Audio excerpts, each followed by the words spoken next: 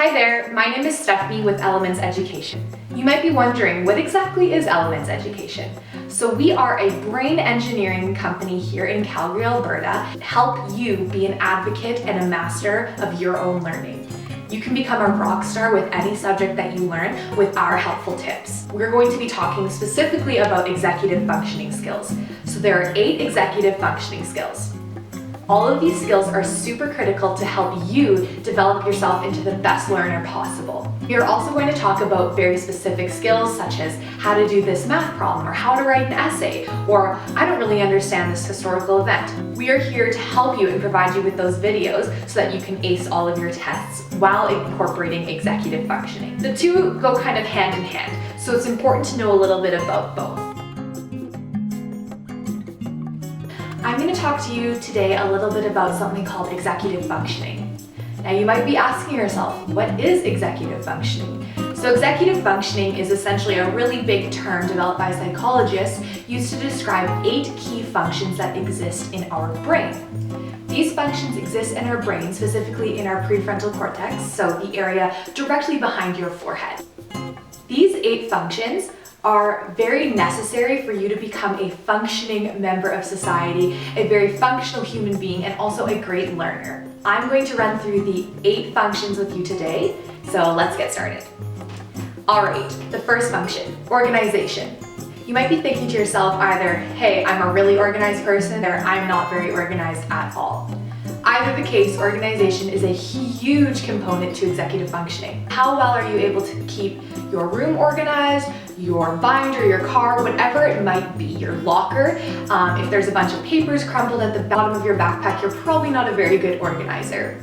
The next executive functioning skill would be planning. This is your ability to kind of hold and keep a weekly, monthly, yearly plan of your life, be that in an agenda or some app on your phone. Something along those lines will really help you plan out your life. It's easier to visualize your schedule rather than to just remember and try to organize it in your head. It doesn't really work like that. The next executive functioning skill would be prioritization. So prioritization would be the idea of you being able to differentiate between what's more important and what's least important. For example, maybe getting your work done or playing video games. Which one are you going to prioritize and do first? In a perfect world, we would all kind of do our homework or our work before we have fun and play video games or go hang out with friends. But it doesn't always work like that. So being able to recognize and prioritize what's actually important is super beneficial for you as a person. The next executive functioning skill would be task initiation. Task initiation is your ability to actually get up, get out of your chair, get out of the bed, whatever it may be, to actually start the task at hand. So kind of getting the courage to peel yourself off the couch from watching your favorite Netflix show to start that work that's due in a few days. Task initiation is very important because it requires a lot of accountability and a lot of the next executive functioning skill, which is self-monitoring. Self-monitoring is the idea that you're able to kind of look down upon yourself, as a separate entity and really check in with what you're doing and making sure that what you're doing is actually aligned with your goals and values. If you're not able to self-monitor, you can't check in and make sure that what you're doing is actually benefiting your life. So self-monitoring and task initiation sometimes work hand in hand like that. The next executive functioning skill would be emotional regulation. So, if you're bored in a business meeting, in class, whatever it may be, you're not going to start crying when you're sitting there. It's the ability to just kind of find your emotions, feel them, but express them in appropriate ways. So sometimes you may not be able to express a certain emotion at a time given because of a social situation, and you just have to really recognize and check in with yourself about how you're feeling and how to express those emotions healthily. The next executive functioning skill would be impulse control. So this is your classic on your phone. These are everyday distractions that we often have to work through when we're working or when we're learning different tasks. And it's really important to be able to check in with yourself and again, hold yourself accountable with that self-monitoring to be able to focus on the task at hand. This is really going to help you actually be efficient with whatever you're doing because you won't become distracted by the outside world. Last executive functioning skill would be flexibility or adaptability. So this is not can you touch your toes or not. Flexibility in this case would actually be your mind's ability to quickly transition to change and accept change. So let's say if your plans change last minute, you're not going to be lost and unable to cope with this change. You actually have to work through these changes. Life throws a lot of change at us, and so to be able to adapt and kind of adjust to those changes without much notice is a very important skill. Essentially, that's life. Life just involves a series of change. Like I said, all of these skills exist in your prefrontal cortex, so that is this area of your brain.